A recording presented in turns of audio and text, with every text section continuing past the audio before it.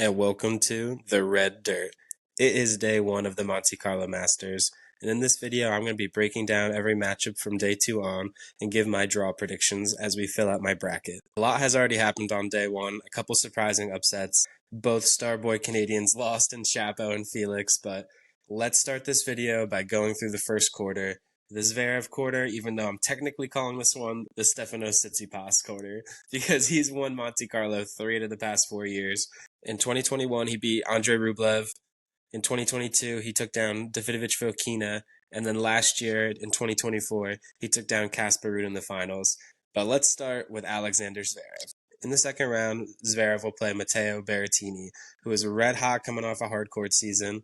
But on this slow clay, I have to give the edge to Sasha Zverev.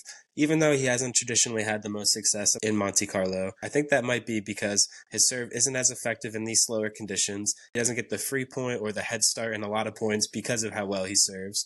He has to grind out more rallies, rely on his defense. A guy like Matteo Berrettini, he's the Italian hammer. He does have the offensive game to make this competitive and hit through Zverev's defense a little bit. I like this clay season to be a turnaround point for Zverev in 2025. So I'd like him getting past Matteo Berrettini, most likely in a tight 2 or 3 sets. In the next matchup, we have Jiří Lehečka taking on Lorenzo Musetti. Lehečka was clinical to beat Korda. I was asleep during that match. Lorenzo Musetti survived a scare against Bu in 3 sets. I think this is going to be a blockbuster showing, and these rallies are going to be incredible. A lot of defense, a lot of long exchanges going to be in this matchup. But in my top 10 clay power rankings, so that video will be out soon, I have Lorenzo Musetti in my top 10. I think these slow Monte Carlo conditions favor his defense, favor his variety, favor his shot making. In a battle with Lehečka, where Lehečka hits the ball a little bit flatter, I think Musetti is going to be able to use his topspin to make things difficult and set up points for him in the end. I think a lot of people are going to be backing Lehečka because of the way Musetti struggled with Bu, but I think that was more due to Bu playing well besides Musetti not showing up at all. So I like Musetti to get through there in a tight 2 sets. And that would set up an epic clash in the next round with Zverev and Musetti. I think the way I've seen Sasha struggle all year, I like Musetti to win that matchup, actually. One of the best clay court players. I think Sasha, if the conditions were a little quicker, could get through and hit through the Musetti defense. But I like Musetti to show up here and upset a struggling Sasha. And then moving down in the quarter, tomorrow we have 10-seed Holger Rune taking on Nuno Borges. I think Borges is actually going to put up a fight there, but I do like Holger to get through there. Former finalist here. I think these conditions suit him well. Holger is a very complete player, so I like him actually also winning the next matchup between either Sonego or Pedro Martinez. I think in these slow conditions, I actually give a slight edge to Pedro Martinez in that one. Sonego, he can play on all surfaces, but Pedro Martinez, he's a grinder, very consistent. I think he has a higher floor in that matchup, so I like him to lose to Holger Rune in the next round, because I think this is going to be a perfect spot for Holger to make a deep run here. And then who will Holger play in the round of 16? Jordan Thompson, fresh off a win over Perricard after he's been dominating that matchup, or 3-time defending champion Stefanos Tsitsipas. Steph should be fully prepared for this tournament. He didn't really go too deep in Miami or Indian Wells. I think he had his eyes set on this clay season, set on being prepared fully for Monte Carlo. I think he's playing better tennis after this racket change. I think that's going to suit him well here. He hits some of the heaviest balls off his backhand wing, where I think getting off the hard court, Steph's backhand will prove to not be a weakness, but now a strength here at Monte Carlo. And couple that with everything else well that Stefanos does, running around to hit his forehand, serving well, getting to net well. His movement's incredible. His defensive coverage with his length is also incredible. I think this is a tournament where Stefanos shines. I'd be a little surprised if he lost to Jordan Thompson here. But that would actually set up an incredible clash with Holger. Holger actually has dominated that head-to-head, but I think this is the perfect conditions for Stefanos to get his first win over that. Holger could prove me wrong. He might just have the secret formula to beat Stefanos, but I think the way Steph has looked this year, this is primed to get his first win on clay in slow conditions over Holger. Their only other matchup was on clay, was the year after Stefanos had his elbow surgery at Roland Garros, so I'm not really faulting that too much against him here. I think he's playing much better tennis. Holger had that slight edge on a hard court matchup in Indian Wells, but I think on the Monte Carlo clay, I have to give Steph the edge here, the way he's looked here historically. And then in my quarterfinals, I know I'm probably a little biased. Oh, wow, Will picked two one-handers. But I think these two players are the most dangerous players in these slow conditions. Lorenzo Musetti against Stefanos Tsitsipas in the quarterfinals. Man, this would be like a wet dream for me. It's going to be hard to pick this one.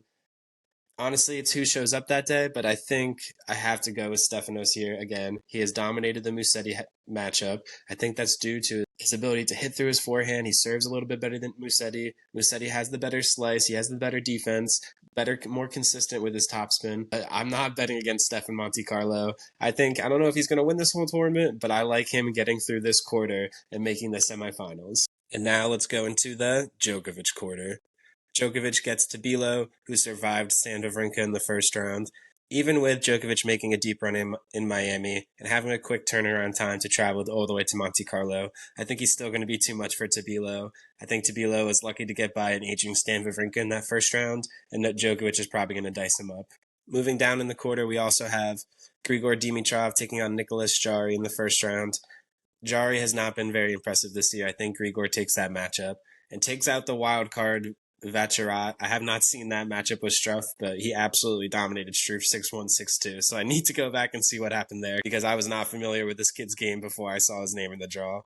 I do like Grigor to get through there and set up an absolutely great match with Djokovic. I feel like they've played a lot recently. Djokovic historically has dominated that head-to-head.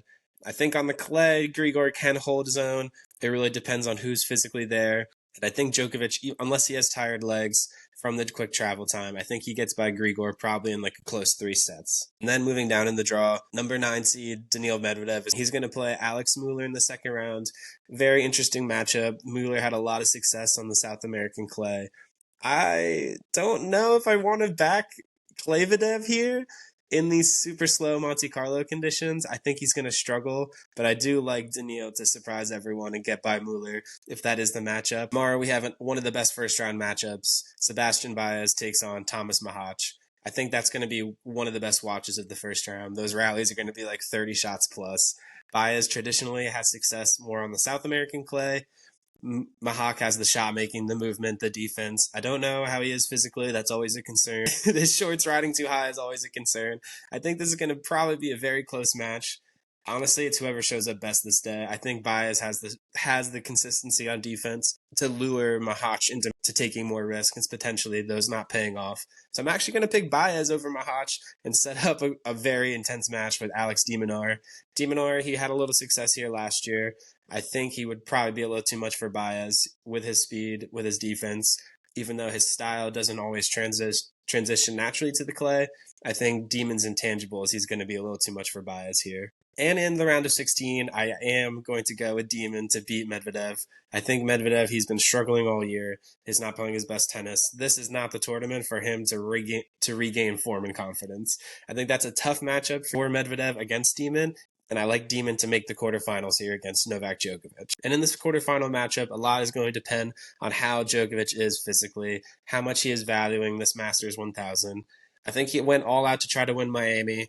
Even though I don't think winning Monte Carlo is Djokovic's main goal of the clay season, I do think he has too much pedigree and class to not take down de Minaur here and then set up an absolutely insane semifinal with Stefanos, which we will talk about later in the video. Okay, and now let's get into the bottom half of the draw. Next, we have the Casper Ruud Quarter. But let's start with number 5 seed Jack Draper. Draper has a second round match with Marcus Giron. A little upsetting my boy Shapa didn't get through that first round, but I think this is going to be a very tight matchup in the second round.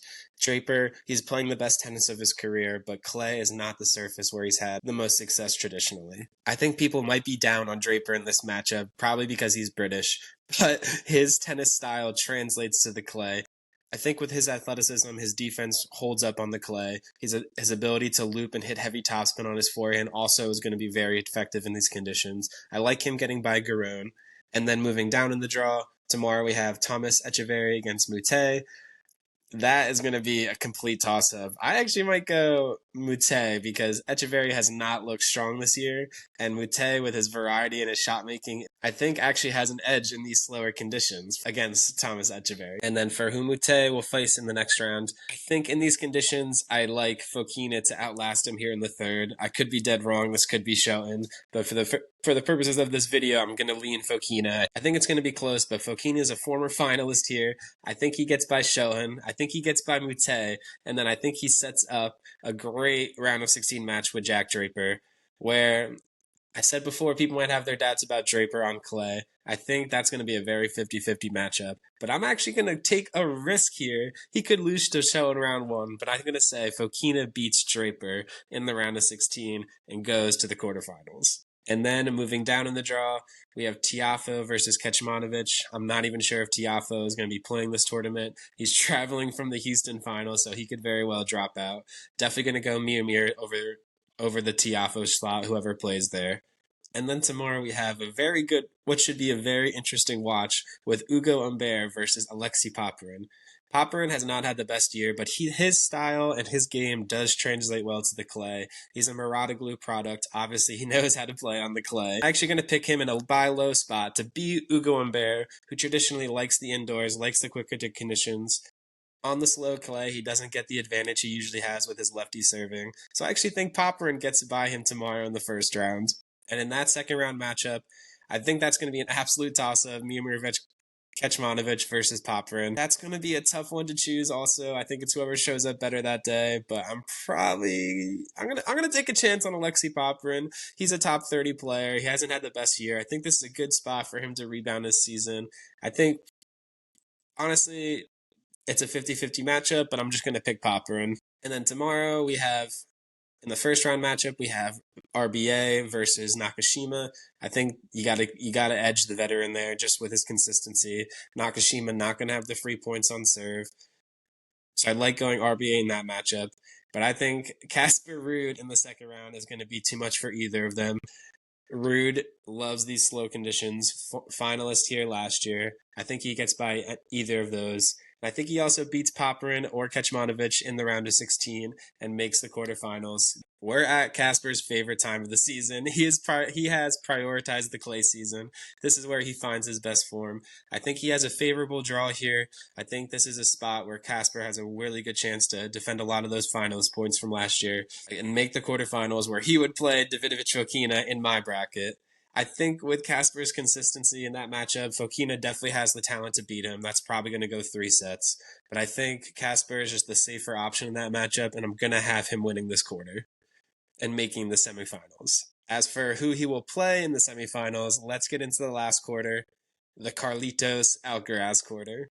But going down in the draw, let's first start with Andrei Rublev versus Gael Monfils. Monfils, of course, pulled off another magical upset in the first round against Marijan, and I think this is going to be a very interesting and close matchup with Rublev. Rublev I actually have in my top 10 clay power rankings. I think his ability to generate pace, his heavy topspin from both wings, he can hit through anybody's defense on this slow clay. I think Monfils is going to make it tricky. But Rublev, having success before in Monte Carlo, like in these conditions, I think he's going to have a confidence boost after adding Safin to his team. I think he gets by Monfils in a close 3 sets. And then moving down in the draw, tomorrow we have podcast favorite Dusan Lajovic playing Flavio Cobolli. Obviously, I'm going to go Lajovic in this draw. I think people are definitely going to pick Cobolli based off name here, but you got to go with the Dusan Lajovic, and keeping the one-hander dream alive. And for who Lajovic and Cobolli will be playing in the second round, we have 20-year-old French superstar Arthur Fils playing against Talon Griekspoor, coming off a long finals run in the 250. I think that's going to be a quick turnaround for Talon. I don't have much expectations here, especially with the way Arthur has been looking this year so far. I think his success on hard courts is going to translate to the clay. Arthur is basically... The way Arthur plays, I think he's like a knockoff Alcaraz, where he has all the shots, he has the insane athleticism at a young age to be able to play great tennis on all surfaces. I like Fils getting over Griekspoor in this first round. I like Fils getting over Lajovic or even Cobolli in the second round, setting up a phenomenal watch in the round of 16 with Andrei Rublev versus Arthur Fils. That one is for sure going to be 50-50.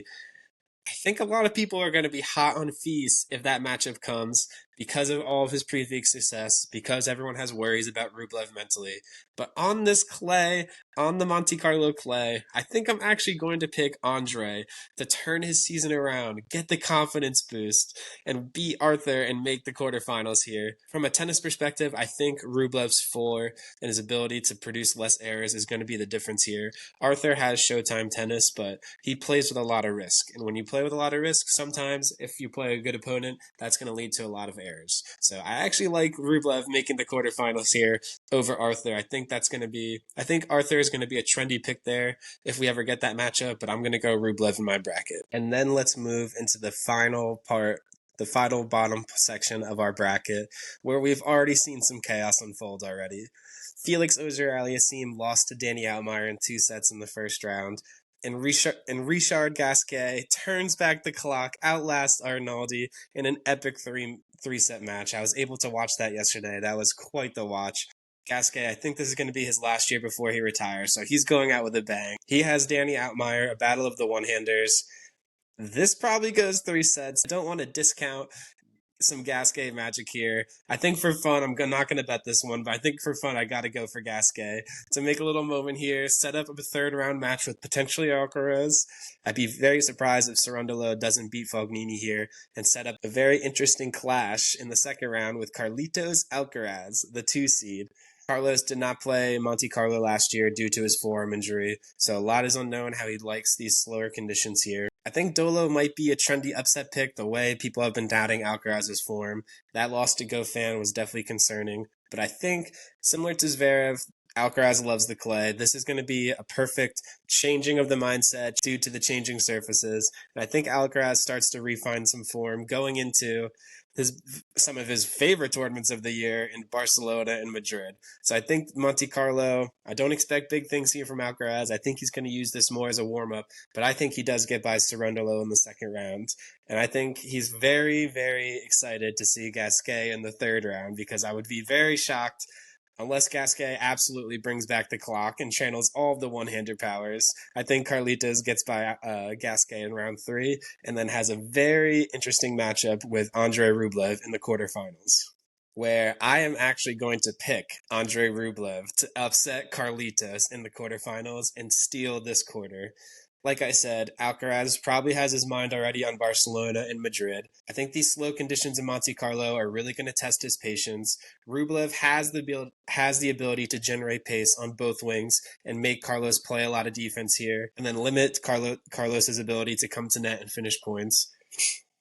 I think adding Safin is going to really boost Rublev, hopefully help his mentals, have him be more relaxed on the court. I think this would be a perfect opportunity if he plays Carlos in the quarterfinals to really turn his season and probably the rest of his career around. And I'm going to take a chance on Andre Rublev, and I'm going to have him escaping this Alcaraz quarter and make the semifinals. And now let's go into what I think is going to be the championship weekend. Our first semifinals, we have Stefanos Tsitsipas versus Novak Djokovic. There's a lot of beef in this matchup. Djokovic stole a Roland Garros from Stefanos in 2021, beating him in 5 sets after Steph had a 2-0 lead. If there was ever a time for Stefanos to avenge that loss and maybe kill some of his past demons, I think this year in Monte Carlo in the semifinals would be the perfect spot for Steph to beat Djokovic. I think if this matchup happens in the semifinals, the conditions will be perfect. Djokovic coming off a deep run in Miami, not a lot of prep time before Monte Carlo. Steph, a lot of prep time before Monte Carlo. Steph is a completely different player here. His confidence is through the roof. Last year, he took down Sinner in a tight 3 sets. He absolutely dismantled Ruud in the finals.